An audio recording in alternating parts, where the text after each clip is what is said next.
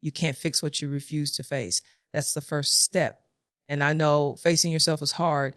It's easier to stay busy, to stay distracted, to blame everybody else. It's easier to build walls around the parts of you that feel too broken, too complicated, too painful to look at, but nothing heals in hiding. Nothing changes in the dark.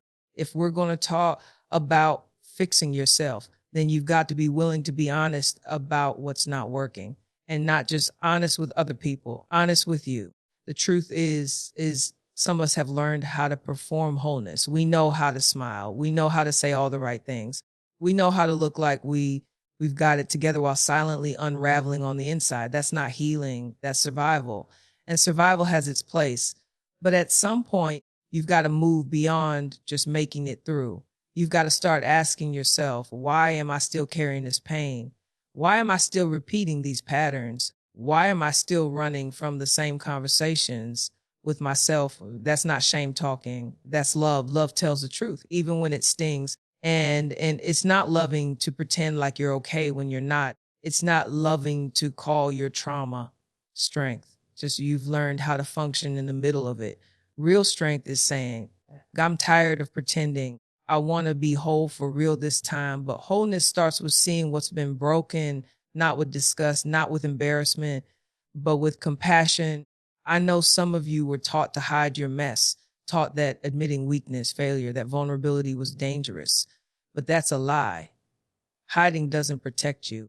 It isolates you. It makes you think you're the only one struggling. The truth is, we're all carrying something. We're all healing from something. And there's no shame in that. The shame only sticks when you let it stay secret. But when you bring it to the light, when you say, this is where I'm hurting, you take its power away. Don't confuse exposure with defeat. When you acknowledge what's broken, you're not giving up. You're giving God something to work with. You're making room for restoration.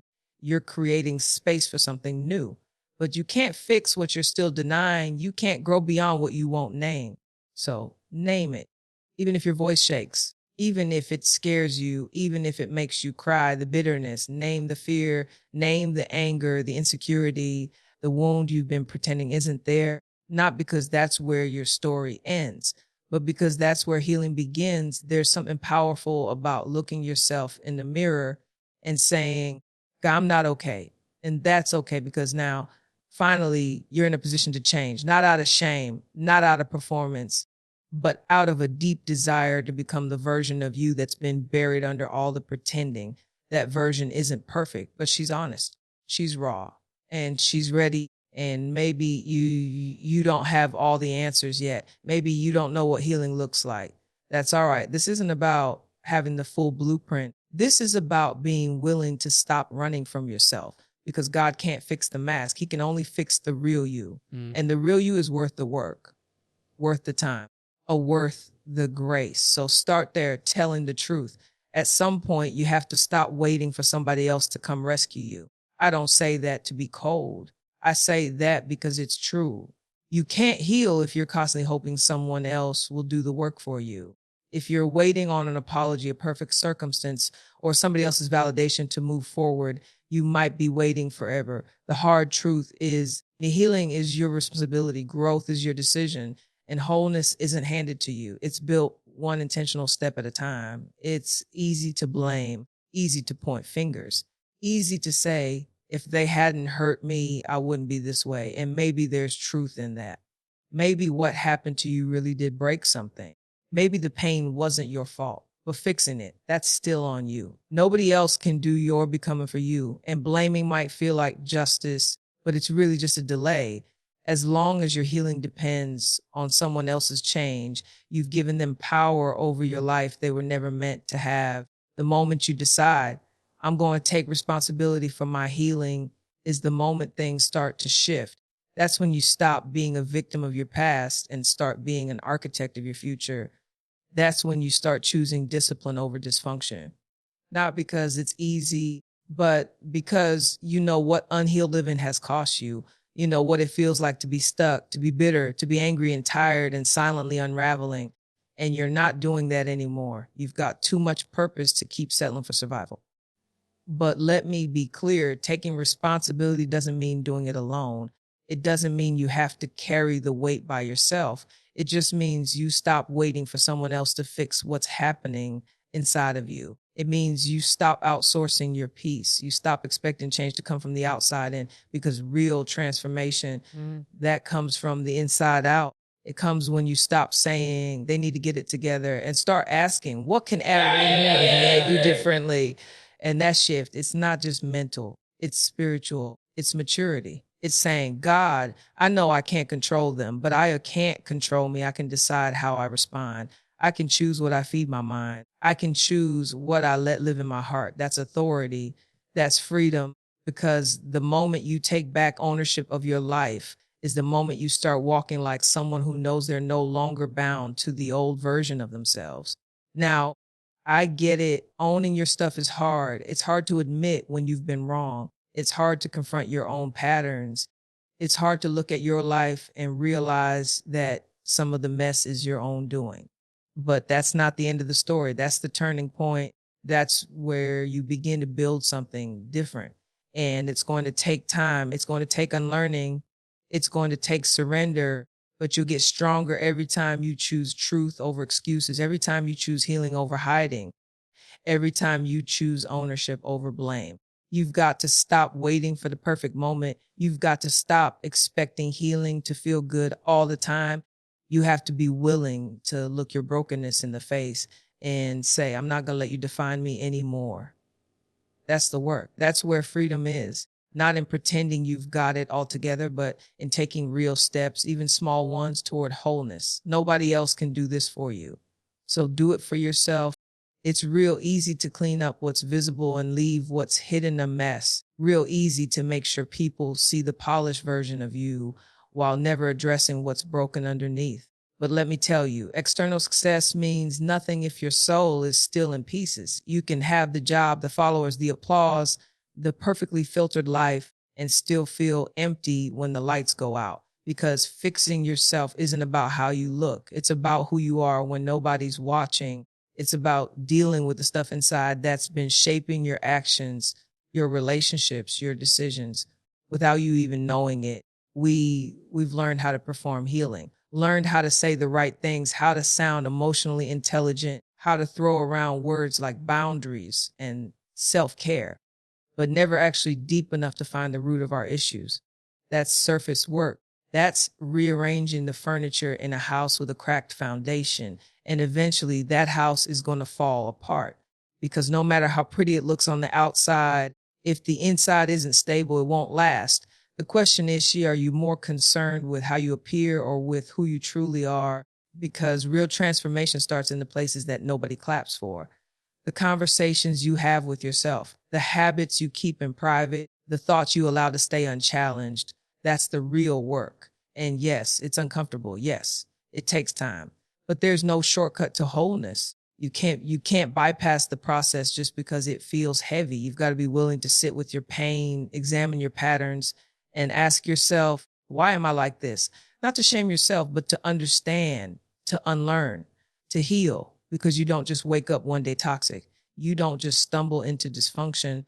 Those things grow from somewhere. Maybe it was survival mode. Maybe it was what you learned in your childhood. Maybe it was the way you learned to cope when nobody was around to help. And listen, you came with me. And listen, I honor that. I know there were times you did what you had to do just to make it. But just because it helped you survive doesn't mean it's meant to follow you into your healing. There comes a point where survival patterns become sabotage. And if you don't deal with them, they'll show up in every room you walk into, every friendship, every opportunity, every relationship. You'll carry that unhealed version of yourself in the place your healed self was supposed to. Ask yourself, what's driving me? Is it fear? Is it insecurity? Is it the need to be seen, to be needed, to be approved? Because if what's fueling you isn't rooted in truth, then everything you build will be shaky. It might last a while, but eventually it'll crumble, because nothing lasting is built on a lie, and you were never meant to live in fragments. You're created to be whole from the inside out. And listen, doing the inner work doesn't mean you'll be perfect. It just means you'll be present, present with your emotions, present with your story, present with your patterns. It means you stop running and start listening. It means you stop blaming and start healing. That's what maturity looks like. That's what real freedom feels like. So stop trying to fix your image and start fixing your heart. We live in a world that loves speed. We want instant healing, instant clarity, instant transformation. But fixing yourself, really fixing yourself, isn't a microwave process. It's more like a slow burn. It takes time, it takes repetition, it takes commitment. And that's why a lot of people give up, not because they aren't capable of changing, but because they expected the change to come without the process. They wanted the breakthrough, the breaking, the glory without the grind. But anything worth having is going to cost you something, and the price is usually your patience. You've got to stop measuring progress by perfection, because if perfection is your standard, you'll always feel like a failure. Growth doesn't look like a straight line. It looks like falling down and getting back up. It looks like crying in the middle of your progress, questioning everything, and still deciding to keep going. It looks like being triggered by something you thought you were healed from, but choosing a better response than you would have a year ago. That's growth.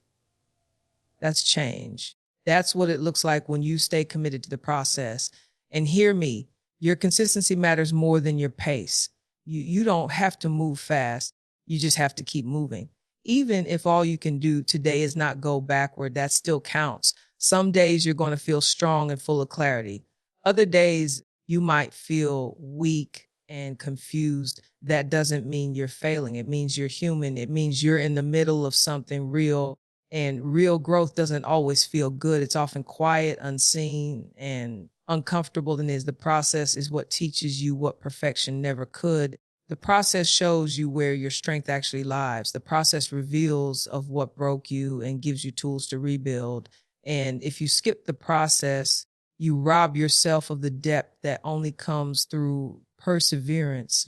You can't shortcut your way into wholeness. You've got to walk through it. You've got to sit in it. You've got to learn how to love yourself in it. Even when nothing about it feels beautiful yet, there's something sacred about being in progress, something holy about saying, I may not be where I want to be, but I'm not who I used to be. That's a declaration of freedom. That's a sign you're walking in the right direction.